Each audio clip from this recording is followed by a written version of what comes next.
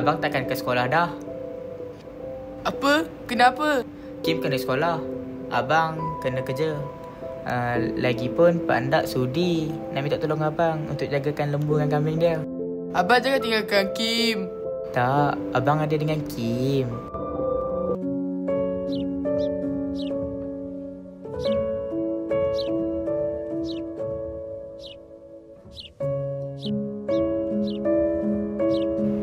Hai Kim, tak ada telefon ke? Macam mana nak main game dengan kami?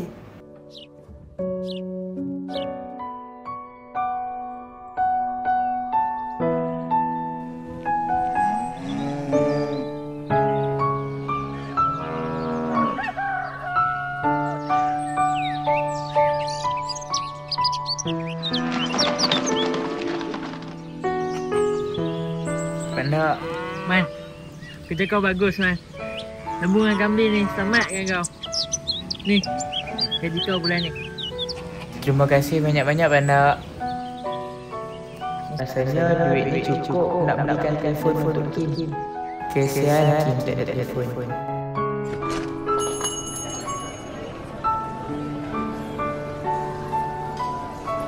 Ini berapa?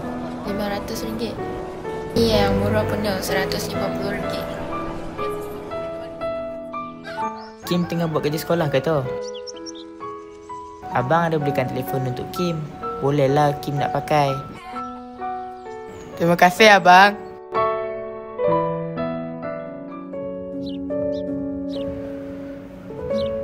Oi, tu handphone ke bata?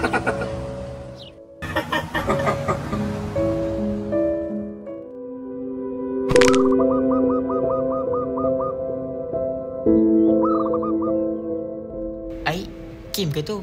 Bukan ke dia pergi sekolah tadi? Kim! Buat apa tu? Abang buat apa kat sini? Kim kerja. Kim nak beli telefon. Telefon yang abang bagi tu buruk.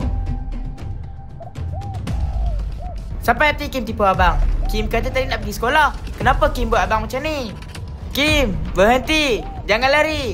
Abang nak hantar Kim ke sekolah. Kim kena belajar.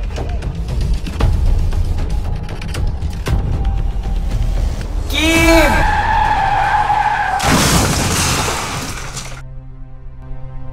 Abang!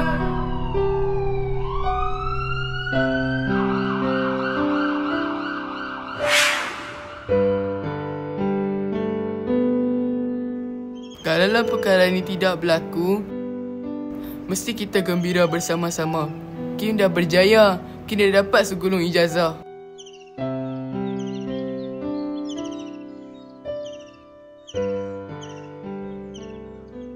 Kim, kita banyakkanlah berdoa. Sedekahkan banyak pahala pada dia. Kita sama-sama sayang ibu. Abang yakin ibu bahagia di sana.